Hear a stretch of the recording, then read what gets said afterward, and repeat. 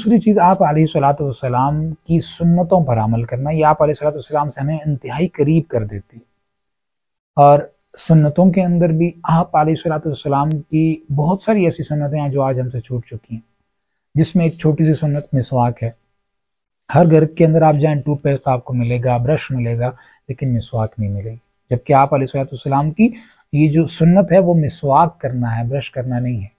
اور یہ ایک چیز یہاں پہ لوگ اس چیز میں نا تھوڑا سا غفلت کا شکار ہیں، وہ سمجھتے ہیں کہ صرف منہ کی صفائی کرنا سنت ہے یا دانتوں کو صاف کرنا سنت ہے۔ نہیں، دانتوں کو صاف کرنا اور مسواک کے ساتھ صاف کرنا یہ سنت ہے، کیونکہ مسواک کے بہت سارے فائدے ہیں، جس کی وجہ سے آپ علیہ السلام نے فرمایا اگر مجھے اپنی امت پر مشقت کا ڈر نہ ہوتا تو میں یہ لازم قرار دیتے۔ اور حضرت ابوبکر صدیق رضی اللہ تعالیٰ عنہ فرماتے ہیں کہ آپ علیہ السلام نے فرمایا ہے کہ یہ مسواک جو ہے یہ منہ کی نظافت اور اللہ تعالیٰ کی خوشنودی کا ذریعہ ہے، اللہ تعالیٰ کو خوش کرنے کا ذریعہ ہے، جبکہ یہ فضیلتیں ہمیں برش سے حاصل نہیں ہوتی۔ منہ کی صفائی اپنی جگہ ہے، صفائی کرنے کا آپ کو ثواب ملتا ہے، لیکن وہ سنت اس کے پیچھے کیا کیا حکمتیں آپ نے اس کے اوپر کئی ریسرچز بھی دیکھی ہوں گی جو صرف مسواک پر ہوں گی۔ مسواک کے اندر جو پانی ہے، مسواک کے اندر جو رطوبت ہے، اس کی کتنی جو ہیں آپ نے سنی ہوں گی، ریسرچز کی سنی ہوں گی، یہ ڈاکٹرز اس کے بارے میں کیا کچھ کہتے ہیں۔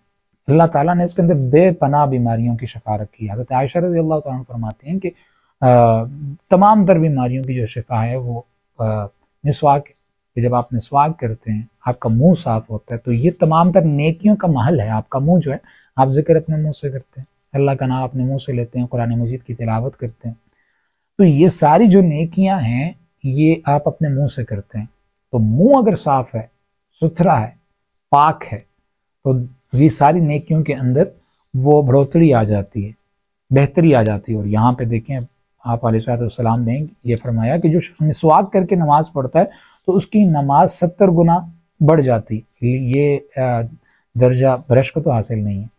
تو جہاں پر ہم یہ کرتے ہیں کہ ہم برش کا استعمال کرتے ہیں تو وہیں پہ ہمارے برش والے پارٹ کے اندر وہ جو رکھنے کی جگہ ہوتی ہے وہاں ہماری مسواک پڑی ہوئی ہو، ہم روزانہ اس کو کر لیں، رات کو سونے سے پہلے کر لیں۔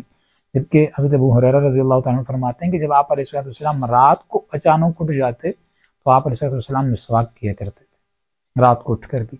آخری وقت میں بھی آپ علیہ السلام نے حضرت عائشہ سے فرمایا کہ مسواک مجھے نرم کر کے دو۔ اتنی اہم سنت آج لوگوں سے چھوٹ گئی۔ ایسی چھوٹی چھوٹی سنتیں ہیں جو آپ علیہ السلام کو انتہائی محبوب تھی، بہت پسند تھی۔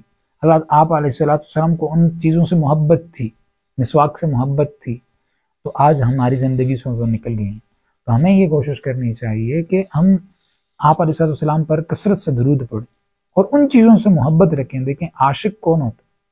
عاشق وہ ہوتا ہے جسے محبوب کی چیزوں سے بھی محبت ہو، تو جب ان سے محبت ہوتی ہے تو انسان عاشق کے بھی قریب ہوتا ہے، محبوب کے قریب ہوتا ہے، اور محبوب بھی اس شخص کے قریب ہوتا ہے۔ ہمیں یہ کوشش کرنی چاہیے کہ ہم اپنے نبی کی تمام تر عادتوں کو اپنا لیں، اپنے نبی کی تمام تر سنتوں کو اپنا لیں، اپنے نبی کی تمام تر محبوب چیزوں کو اپنے ساتھ اپنی زندگی کے اندر لے آئیں۔ دیکھیں رمضان المبارک کا کتنا بہترین موقع ہے کہ ہم اپنی زندگیوں کو تبدیل کر سکتے ہیں۔ اللہ تعالیٰ نے تنہائی کا موقع دیا ہوتا ہے، کام سے بندے کو چھٹی ہو جاتی ہے، بہت سارے آپ کو موقع مل جاتے ہیں۔ پورا ایک مہینہ ہے کہ آپ اپنے نبی کی کون سی سنت کو زندہ کرتے ہیں۔ اللہ تعالیٰ ہمیں آپ علیہ السلام کا قرب نصیب فرمائے، ان کی شفاعت نصیب فرمائے، اور ان کی سنتوں کو اپنی زندگی کے اندر لے کر آنے کی توفیق عطا فرمائے۔ وآخر دعوانا ان الحمدللہ۔